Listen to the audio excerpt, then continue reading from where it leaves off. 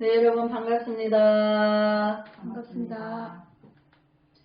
네, 육조단경 전 시간에 이어서 173페이지 참공덕과 극락세계를 밝히다. 위사군이 예배하고 스스로 말하였다. 대사께서 법을 설하심은 참으로 부사의하십니다. 그러니까 불가사의하다 그 뜻인 거죠. 제가 일찍이 조그만 의심이 있어서 대사께 여쭙고자 하오니 바라옵건대 대사께서는 대자대비로 제자를 위하여 말씀하여 주소서. 의사군이 아주 이제 공경하는 마음으로 이제 뜻을 구하는 거죠. 육조 대사께서 말씀하셨다. 의심이 있거든 물을지니 어찌 두 번, 세 번 물을 필요가 있겠는가. 그러니까 뭐든지 있으면 물어라. 의심을 해결해 주시려고 하는 거죠. 위사군이 물었다. 대사께서는 설하신 법은 서쪽 나라에서 오신 제1조 달마조사의 종지가 아닙니까? 대사께서 말씀하셨다. 그렇다. 그러니까 여기 이제 위사군이 묻는 것은 이제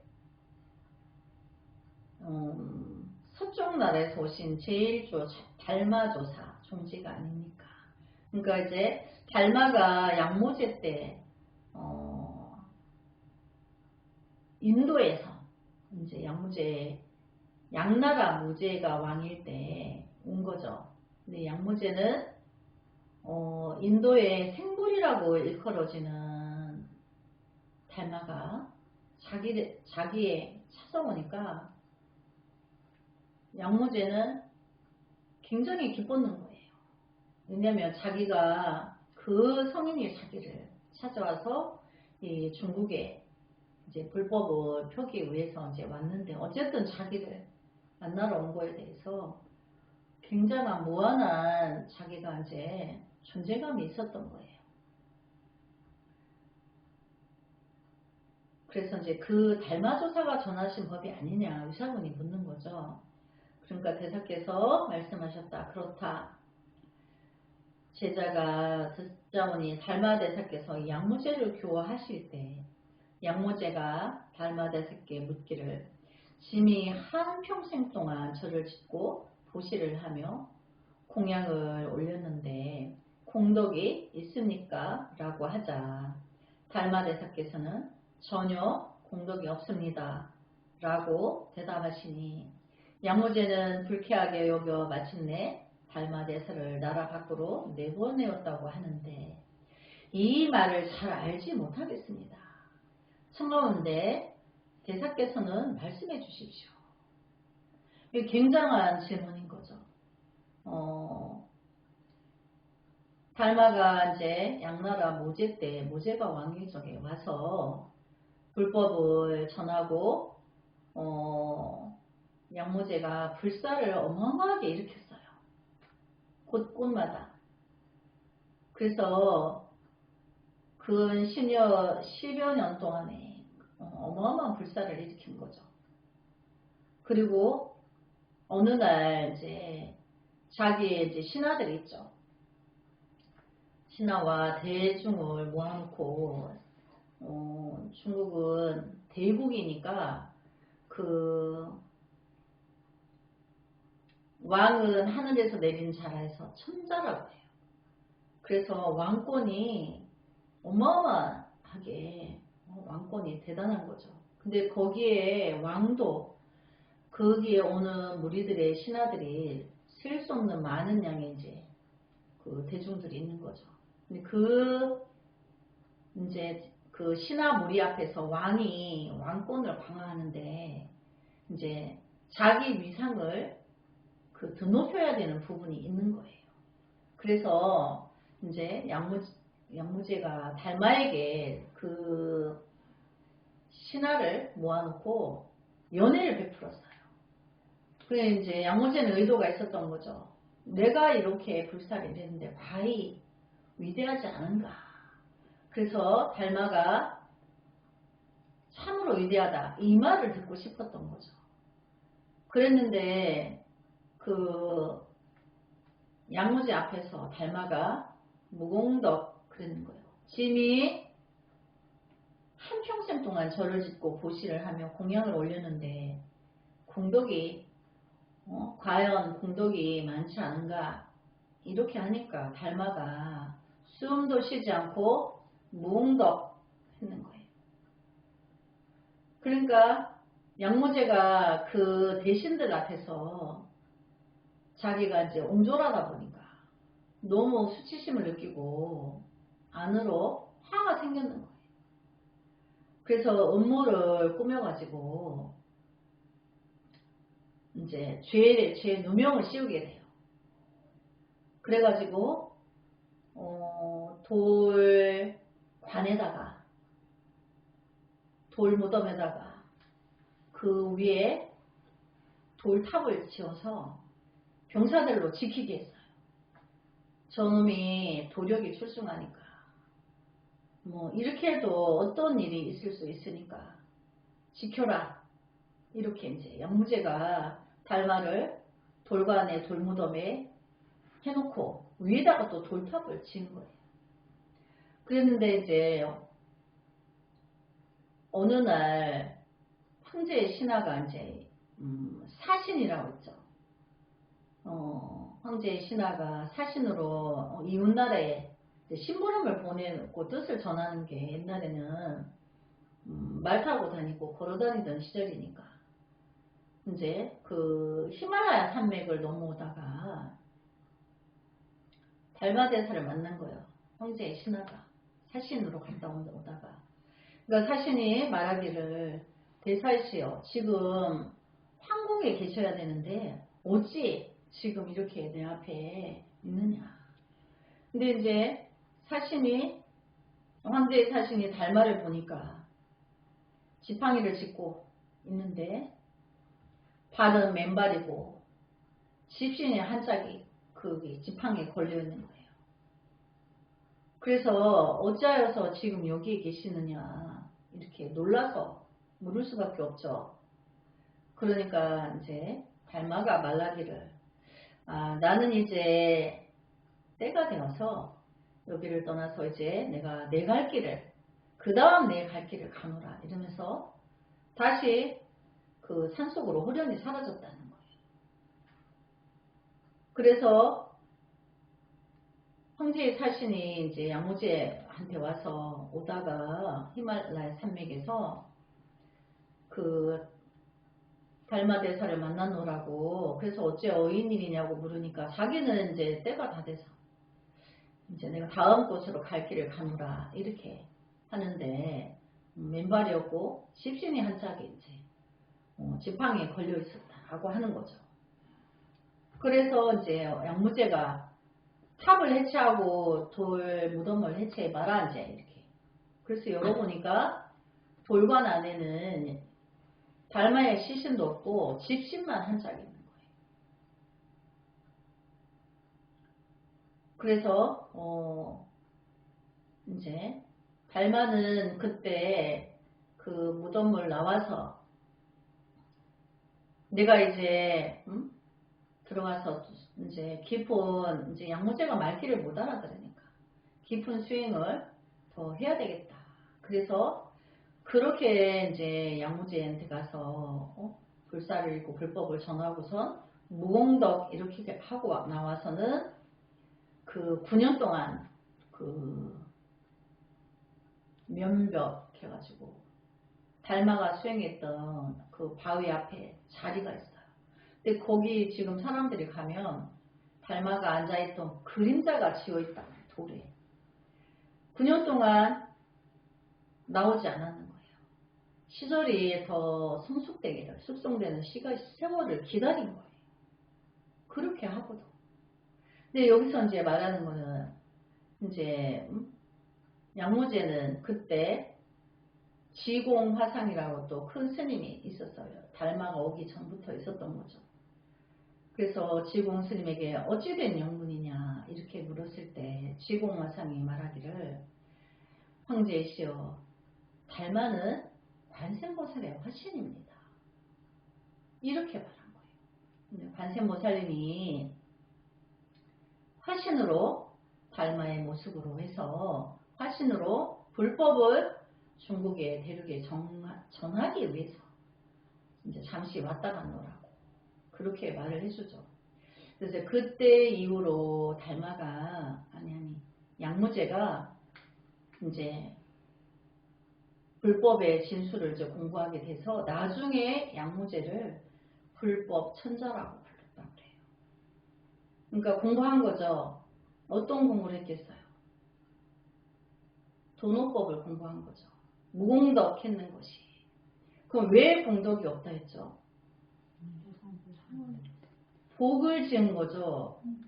복은 불사를 이루고 많은 대중에게 보시를 하고 또 불사를 이룰 때 많은 사람들이 그 울력을 했겠죠. 그들에게 보시를 주고 생계를 이어가게 하고 나름 왕이 있으니까 많은 불사를 이제 내가 이렇게 했는데 나의 여기서 이제 그 양무제가 말하죠.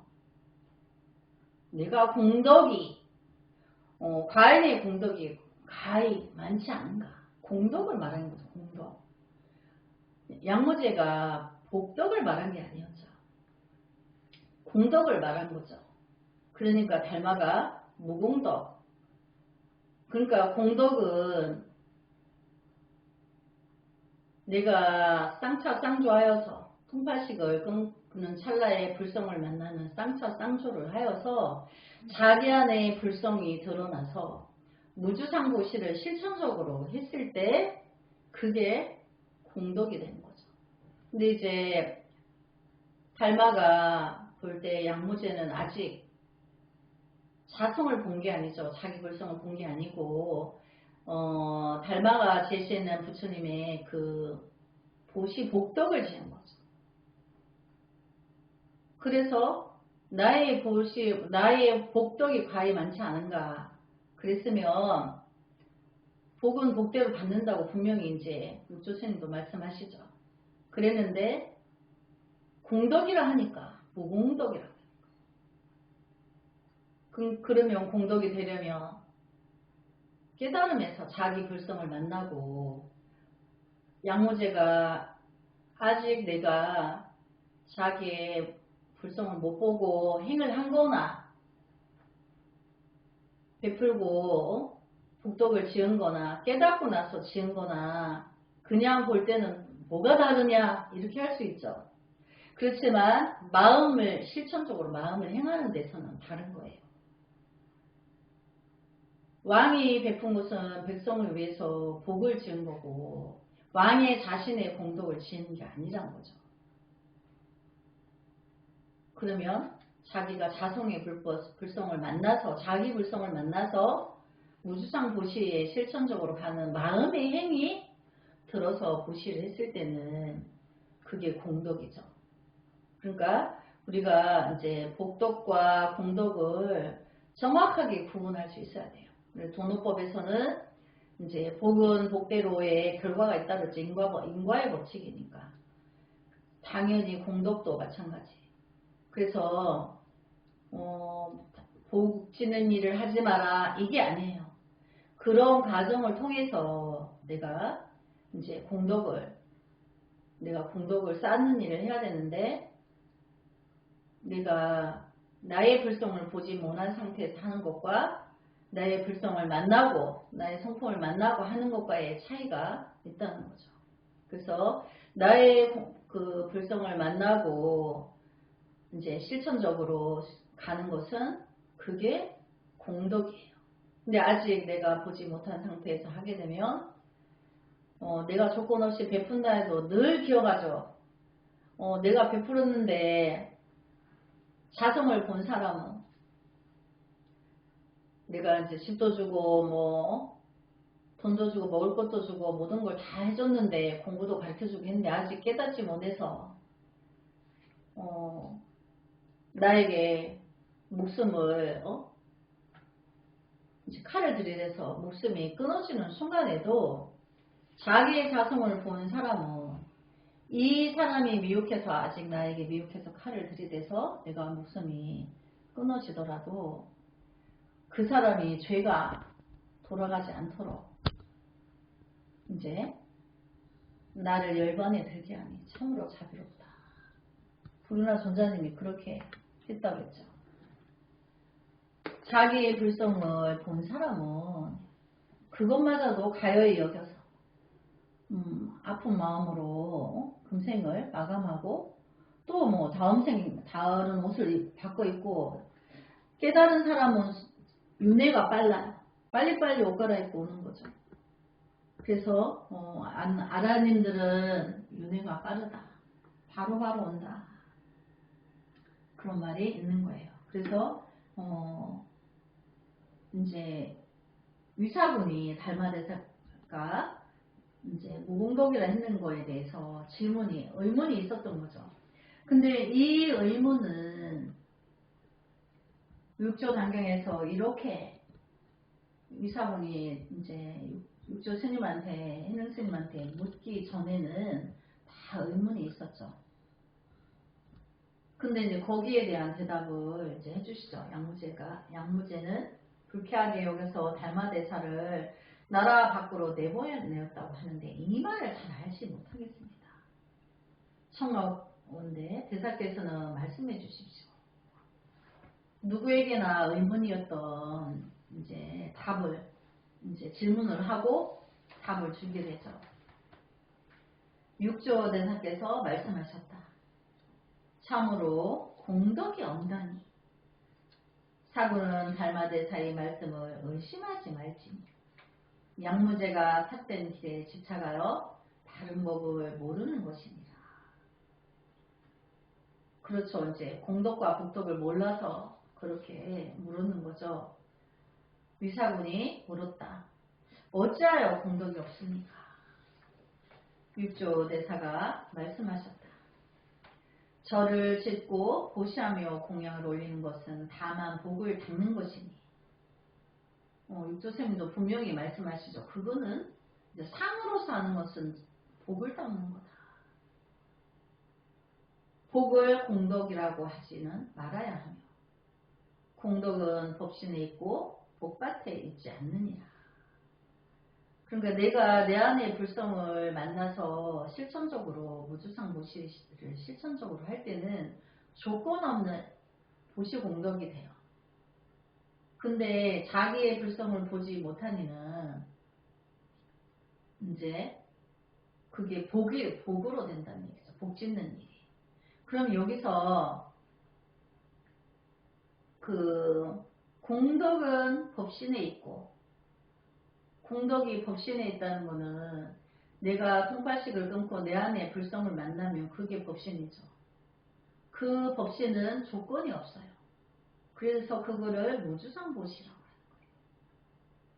부처의 성품에서는 일체 중생을 구원하는 서원이 있는데 거기에 조건이 없다는 거죠.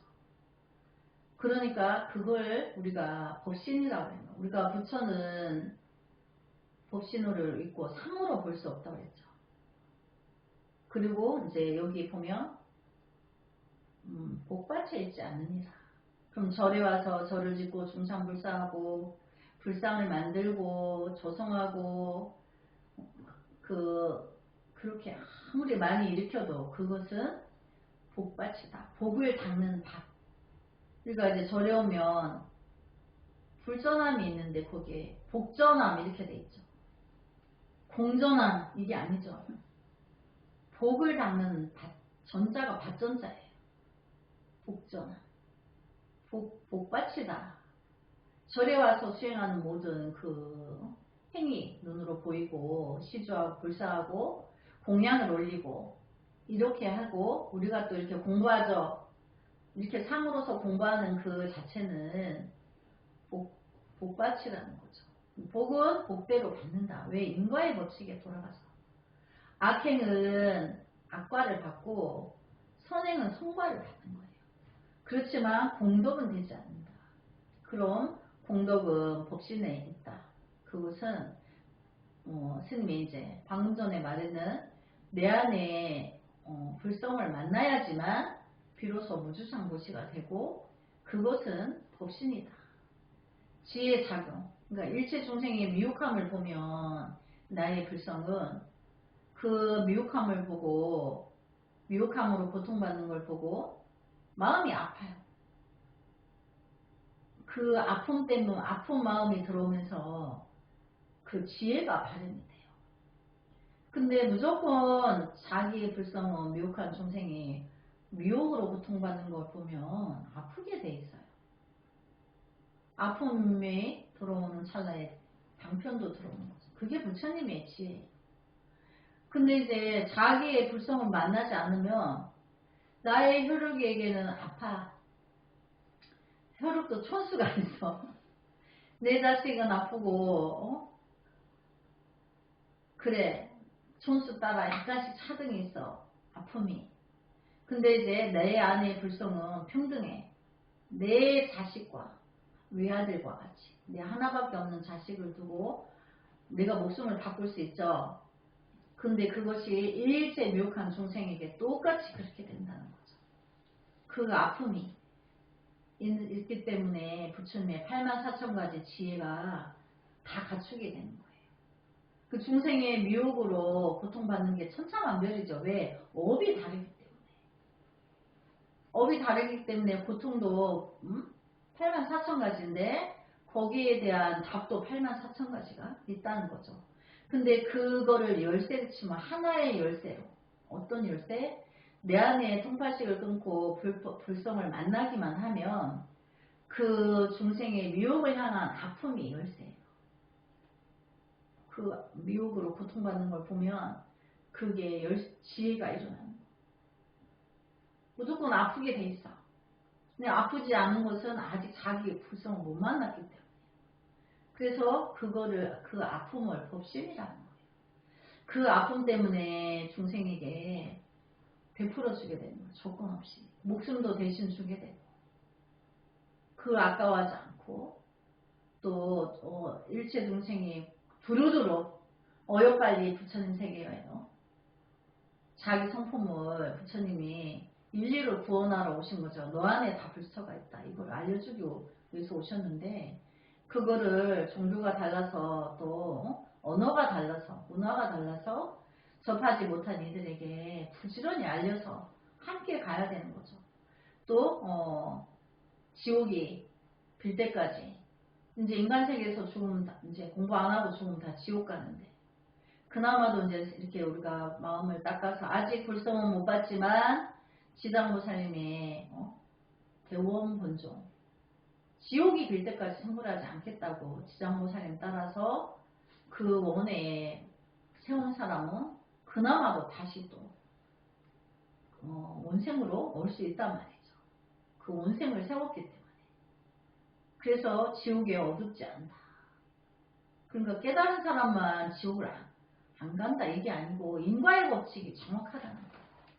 누가 마음을 어떻게 쓰느냐에 따라서 깨닫고도 지옥을 가고 근데 절대 깨달은 이는 지옥을 안 가죠. 왜냐면 이미 아픔이 미혹을 향한 아픔이 발현이 돼 있고 그 아픔에 따라서 방편도 지혜가 들어오기 때문에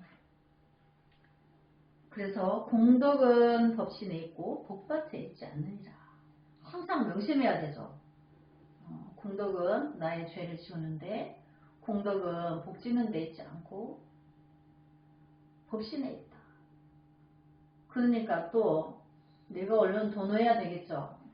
법신에 있다는데 내가 몰라서 못 찾아가지.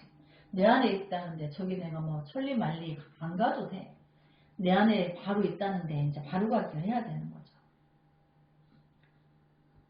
정말 불가사의한 그 용어예요. 자기의 보성에 공덕이 있나니 견성이 곧 공이요 평등하고 고듬이 곧 덕이니라. 견성은 내 안의 불성을 만나는 게 이제 나의 성품, 부처의 성품을 만나는 게 이제 견성인데 공은 자기의 이제 불성에 만나는 게 공이고 근데 그게 미혹함을 보면 아파. 그래서 그걸 구해주고자 할 때 다른 행위로서 나가서 구해준다는 얘기죠. 그래서 평등하고 고듬이 곧 덕입니다. 평등하다는 거는 차별을 두지 않는다는 거예요. 그 사람이나 생명은 똑같이 본다는 거죠. 그래서 안으로 불성을 보고 밖으로 공경할지니. 내 안에 불성을 내가 만난 사람은 밖에 있는 아직 못 깨달은 이들을 공경하는 거예요. 왜? 내가 내 안에 불성을 만나고 보니까 너무나 위대해. 너무너무 위대하고 지극하고 그 대자되면은 이루 말할 수 없어. 그게 그렇게 나야가라 폭포처럼 방타되는데 저들 속에도 아직 못 깨달은 저들 속에도 그 불성이 있는데 그걸 모르고 금생을 마감한다는 게 너무 안타까우니까 그거를 함께 알고자 하는 그 대자대비가 있는 거죠. 그래서 밖으로 공경할지니 그것은 내 안의 불성을 만난 이는 자동으로 그대들이 부처라고 그들도 그대들 안의 불성도 나와 똑같다. 부처와 똑같다. 그렇게 이제 늘 받들어 주는 거죠. 그래서 만약 사람들을 경멸하고 아상을 끊지 못하면 스스로 공덕이 없고 자성은 허망하여 법신의 공덕이 없느니라. 그러니까 자기가 상이 높아가지고 모든 사람들을 경멸해 무시하고 자기 상이 높으면 모든 사람들을 자기 눈 아래 자기 발 아래 두고 그런 사람은 아상을 끊지 못하면 그 스스로 공덕이 없고 그걸 끊어야 평등한 거죠. 내가 진정한 자존심이 강한 사람은 자기를 소중히 여겨요. 내가 소중하니까 내가 남들 앞에 갖춰야 될 게 많죠. 그래서 남을 무시하지 않고 상대방을 존중해 주는 거예요. 상대방을 존중하고 이제 해주는 사람은 진짜 자존심이 자기를 아끼고 자기를 사랑하고 자기를 정말 그 소중히 아끼는 사람인 거예요. 그래서 아상을 끊지 못하면 그 스스로 공덕이 없고 자성은 허망하여 법신의 공덕이 없느니라. 그러니까 자기 법신을 만날 수가 없다는 거죠. 자기 법신이 그 불성이라 해도 아상, 그러니까 통팔식이죠. 중생의 작용이 아상으로 높으면 그 아상이 높은 게 미혹이 큰 거죠. 그래서 자기 법신을 못 만난다는 거예요. 그 위대한 성인의 지위를 잃어버린다는 거죠. 그래서 우리가 일천재라고 하는데 일천재는 제일 첫 번째가 학식이 높은 사람이 일천재라 했죠. 학식이 높은 사람들은 어디 가서 절을 못해요. 상이 높아서. 내가 많이 배웠는데 이것 때문에. 그래서 내가 남에게 굽히면 안 되는 줄 알아요. 그 다음에 권력과 명예가 있는 사람. 권력으로 명예가 높아. 그럼 명예가 높고 권력이 있다는 건 뭐예요? 물질이 따르죠. 반드시 물질이 따르게 돼 있어. 그래서 명리를 추구하게 되는 거죠. 명예가 높을수록 이익이 높아지니까. 그래서 권력을 탐하고 그 권력으로 자기 명예를 높이려고 하는 거예요. 그 다음에 돈이 많은 사람. 돈이 많은 사람은 그래도 돈 떨어지면 와요. 돈 떨어지고 병이 오면 와요. 그게 희망이 있어. 근데 돈이 많을 때는 안 돼. 그 돈이 다 떨어져야 돼. 그리고 또 명예와 그 권력이 영원하지 않죠. 돈이란 것도 영원하지 않아요. 근데 그 사람이 권력에서 나락으로 떨어져 가지고 재산을 다 잃었어. 순간에. 요즘 우리나라 정치하는 정치 협작꾼들이 자기 죄가 밝혀지니까 돈이 있겠어요? 돈이 없죠. 명예도 이제 내려오게 되고 착각으로 막 자기가 막 대통령이 된 것처럼 막 이렇게 살고 있죠. 아직 아닌데. 그 사람 나중에 빚이 너무 많아. 기사 회생이 안 돼. 근데 그때는 불법이 온다는 거죠. 그게 나락으로 떨어졌을 때. 그 희망이 있는 것 같아요. 영원하지 않기 때문에. 근데 이제 학식이 많은 사람은 늦어요. 배운 게 많아가지고. 그 사람도 어떤 고난이나 깊은 고통이 있을 때는 또 오겠죠. 그래서 그렇다고는 하나 우리가 금생에 공부하고 많이 베푼 사람은 또 내가 학식이 높고 권력과 명예가 있어. 돈도 많아. 그런데 전생에 닦은 사람은 그거를 다 베풀어요. 많은 이들을 위한 더 낮은 곳에 어두운 곳에 그쪽에 다 자기 권력과 명예를 그쪽에 다 풀어요. 그렇게 돼야 되는 거죠. 그렇게 해서 또 한 생은 내가 또 베품을 또 크게 갈 수가 있는 거죠. 그래서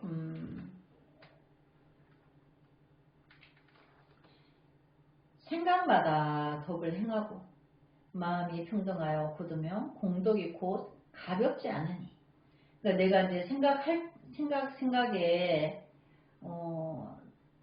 그 공덕행을 하는 거예요. 복덕이 아니고. 여기서 말하는 거는 덕을 행한다는 거는 미혹한 사람, 아픔과 고통에 병고에 돈도 없고 시달리는 사람들을 늘 이제 그들을 어떻게 도와줄까? 그들의 마음에 어떻게 그거를 해결해주고 불법을 전할까? 이렇게 마음 생각마다 그 생각밖에 없는 거죠. 그렇게 하고 그게 마음을 덕을 행한다는 거는 그게 이제 공덕행이에요. 또 마음이 평등하여 굳으며 마음이 평등하다는 거는 통팔식이 끊어져서 모든 것에 대해서 골고루 이제 평등하게 모든 이들을 다 그들이 다 부처니까 평등하죠. 누구는 높고 낮고 이게 없죠. 그래서 그렇게 이제 평등을 실천적으로 행하는 거예요. 그걸 이제 곧다고 하는 거죠. 그래서 공덕이 곧 가볍지 않으니라. 그러므로 항상 남을 공경하고 스스로 몸을 닦는 것이 곧 공이요. 스스로 마음을 닦는 것이 곧 덕이니라. 그러니까 행은 무주상보시를 실천적으로 조건 없이 베풀면서 나의 몸은 그들 앞에 늘 내가 겸손하고 겸허하고 나를 낮추고 그러니까 비굴하게 무릎을 꿇으라는 게 아닌 거예요. 그들의 자존심을 대접해 주는 거죠. 그들도 본래 부처인데 몰라서 그럼에 자존심을 대접해 줄 때 그를 존경해 주고 내가 이제 겸손한 거예요. 겸손해서 내가 겸손과 겸허를 갖추면 남들이 볼 때 아우라가 있어요. 어디에도 굴하지 않고 내가 누더기를 걸쳤어도 그들이 볼 때 공경하고 따르고자 하는 마음이 생겨요. 그래서 공덕에 대해서 우리가 공덕을 갖추고 있으면 모든 사람들이 내 앞에 와서 스님이 묻지 않았는데 자기 말을 해요. 나 이렇게 있는 게 있고 이렇게 있다고 그렇게 하고 나서 또 답도 자기가 내.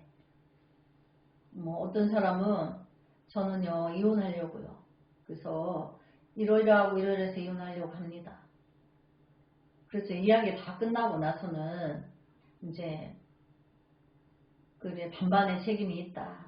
그 나의 책임은 무엇이 있을까 생각해 보고 그러고 해도 늦지 않다. 이제 이렇게 말을 해주면 당장 곧 하려고 했던 그 마음을 뒤로 미루고 그래 한번 생각해 보겠다고 이렇게 받아들여요. 그 생각해 보니까 자기도 많은 거예요. 근데 생각해 볼 여지가 없었는데 원망 때문에 내가 생각해 볼 여지가 없었던 거예요.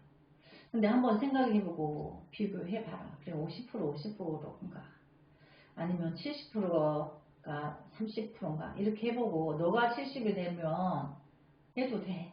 왜? 그런 사람은 이혼하고 당당하게 살 수 있어. 최선을 다했기 때문에. 근데 아니었을 때는 50% 50인데 이혼하면 나중에 후회한다. 이게 반반의 책임이 있기 때문에. 그러면 이제 그 다음에 생각해보니까 나도 잘못이 많은 것 같아서 내가 좀 더 해보기로 했다. 이렇게 결정을 내는 거죠. 그러니까 이제 그는 아무것도 모르는데 공덕을 가진 사람에게 와서는 자기도 모르게 말이 나와요. 나의 수행의 깊이가 남들에게 그런 거를 배려하는 거죠. 그리고 또 들어주게 되고 듣기만 했는데 답도 자기가 내. 내가 할 말을 자기가 하고 가. 그게 공덕의 일신력이에요. 그래서 생각마다 덕을 행하고 마음이 평등하여 굳으며 공덕이 가볍지 않다는 것은 모든 이들이 자기가 와서 말을 하고 그리고 그리고 자기가 와서 또 말을 들어줬을 뿐인데 물 한 잔이라도 물 한 잔에도 주고 가고 싶고 뭔가 있으면 뭘 주고 싶고 이제 이런 마음을 낸다는 거죠. 그래서 가볍지 않다는 거는 이제 그런 걸 말하는 거예요. 그리고 또 그가 물 한 잔을 줬을 고 내가 감사히 목을 축였을 뿐인데 그 사람에게 업장 소멸이 돼요. 내가 공덕을 갖추면. 그래서 우리가 그걸 알아니 되면 은공복전이 된다. 은공은 마땅히 공양을 받을 자격이 있다는 것을 은공이라고 해요. 그럼 공양을 받을 자격이 되는 거죠. 그러면 이제 그가 업이 소멸이 된다는 거죠. 그래서 그러므로 항상 남을 공경하고 스스로 몸을 닦는 것이 곧 공유, 스스로 마음을 닦는 것이 곧 덕이니라. 공덕은 자기의 마음으로 짓는 것이니 이같이 복덕과 공덕이 다르거늘 무죄가 바른 이치를 알지 못한 것이요 달마대사께서는 허물이 있는 것이 아니니라. 이렇게 이제 결론을 짓죠. 그래서 이제 육조대사께서 왜 달마가 그 무공덕이라고 했는지 양무제가 왜 그게 틀렸는지 그러니까 공덕과 복덕을 분명하게 분별해서 설명해 주신 거죠. 그러니까 우리도 이제 공덕과 복덕을 이렇게 오늘 수업에서 분명하게 헤아려서 그렇다고 복덕을 짓지 말라는 게 아니고 더 깊은 공덕행에 대해서 우리가 또 마음을 열어야 되는 거죠. 네, 오늘 여기까지 수업하겠습니다. 너무 수고하모니불 성불하지 않겠습니다. 성불하지 않겠습니다.